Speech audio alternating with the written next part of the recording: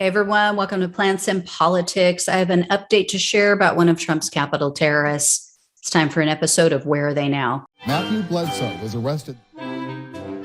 Patrick Montgomery was in court. Jonathan Manapa will stay in federal custody. No, I don't take responsibility at all. So 38-year-old Matthew Mazzocco is a Texas resident. He was arrested January 17th after he was seen in multiple photos and videos inside and outside the Capitol. He was also one of those stable geniuses who posted selfies on Facebook, and he said things like, quote, "The Capitol is ours."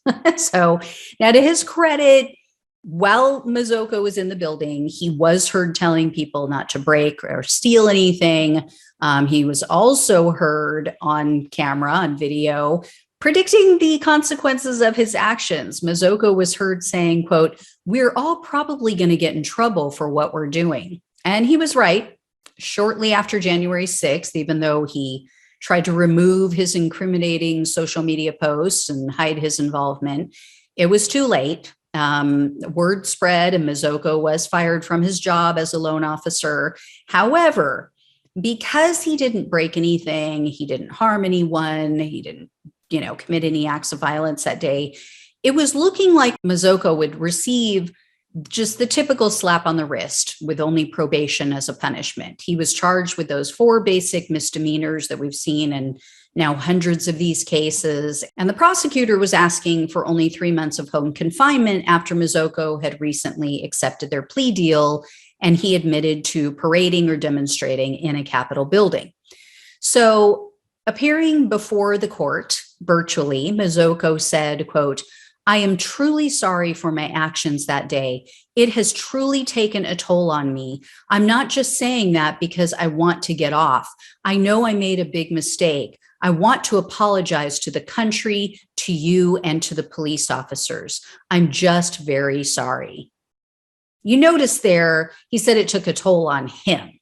It took a toll on him, not the officers, not the country, not anybody but him, apparently. So the judge wasn't buying his BS. Judge Tanya Chutkin said that while his friends and family had written letters trying to portray him as someone who just simply wandered into the Capitol out of curiosity, she said that was inaccurate. Judge Chutkin said, quote, "That's not what he did. He learned about the protests. He bought an airplane ticket from Texas. He got on a plane with the intent of coming to Washington to interfere with the transition of power.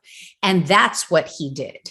She also called Mazzocco out for placing his loyalty to Trump above his loyalty to the country. She said, quote, "He went to the Capitol in support of one man, not in support of our country." In addition, Judge Chutkin pointed out that he was part of a mob which actually made the violence possible, which is something that I've said too, because, quote, "They had the safety of numbers, one of whom was Mr. Mazzocco." Judge Chutkin also noted that after January 6th, Mazzocco bragged about his actions.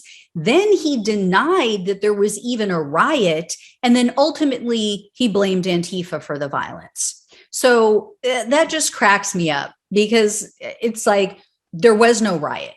There was no violence. But if there was, then it was definitely Antifa because MAGA supporters are all law-abiding citizens, even though I happen to be one of the people who broke the law and took part in the violent mob that entered restricted grounds and a restricted building that day. Oh, and let's not forget all of the people who were there that day with criminal histories already, some of whom were still on probation on January 6th. But yeah, all the violence has to be perpetrated by Antifa or BLM because that's not what we do. That's not how we roll. Oh my God, the hypocrisy. Anyway, Mazzocco also tried, and this is something that the judge pointed out, he also tried to hide his involvement after the fact. not only did he delete those social media posts, like I just mentioned, but prosecutors also say that they just somehow couldn't locate the body camera that he was wearing on January 6th. Yeah, so that just disappeared. So he's so repentant that he tried to destroy or he hid evidence? Sure, Jan. So Judge Chutkan did something that no other judge so far has done. She actually sentenced Mazzocco to 45 days in jail, 60 hours of community service, and she ordered that he pay $500 in restitution. So you guys may recall, I mentioned her the other day in another ruling, and I'm hoping that she also takes the opportunity in that ruling, in that decision and sentencing, to increase the penalty above what the prosecutor is asking for. So in this case, in this ruling, Chutkan explained, saying that, quote, "This court believes that a sentence of probation does not reflect the seriousness of the crime. There have to be consequences for participating in an attempted violent overthrow of the government beyond sitting at home. The country is watching. If Mr. Mazzocco walks away with probation and a slap on the wrist, that's not going to deter anyone from trying what he did again." Judge Chutkan also threw some shade at one of her colleagues who, not coincidentally, was appointed by Trump. It's a judge named Trevor McFadden. McFadden lately has been comparing the January 6th domestic terrorist attack to BLM protests. And he said that there has been a disparate treatment between the January 6th defendants and the rioters and looters from last summer, which, yeah, I agree to.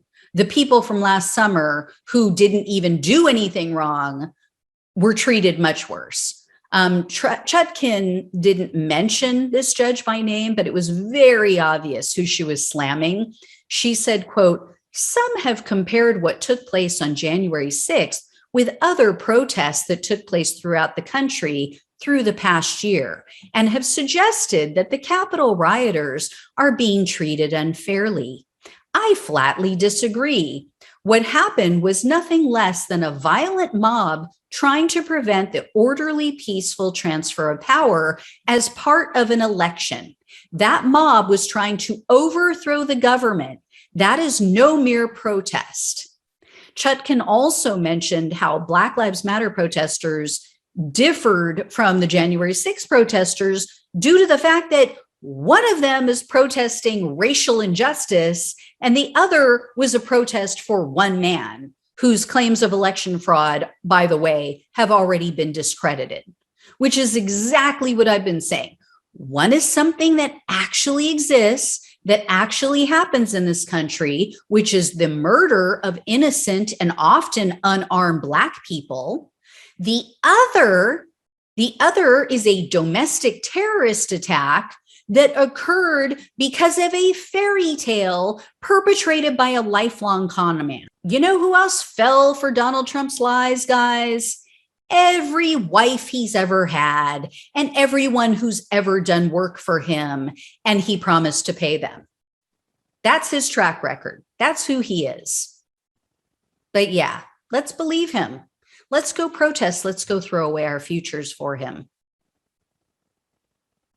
One is real. One's based on something that actually occurs. The other one's based on something that's like Santa Claus. Anyway, I will let you guys know about the next sentencings that come up.